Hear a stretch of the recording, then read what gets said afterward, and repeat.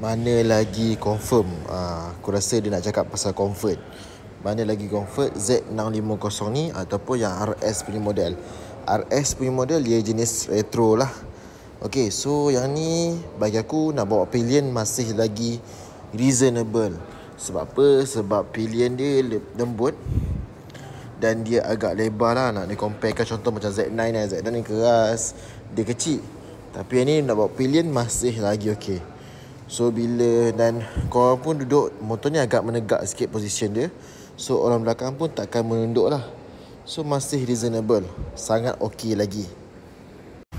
Tapi Z650 RS bagi aku lagi selesa. Sebab apa? Sebab seat dia lebar. Memang lebar belakang ni. Memang lebar. Kemudian position rider pun memang agak lagi tinggi. Sebab handle dia lagi tinggi. So lebih kurang macam menegak jugalah. So bila yang ni dia lebih selesa lah. Z650 RS lebih selesa daripada Z650 untuk bawa pillion.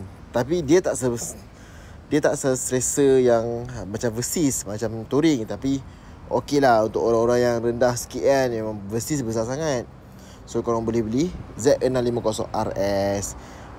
Z650 yang biasa pun masih okey lagi. RS lagi okey. Okay?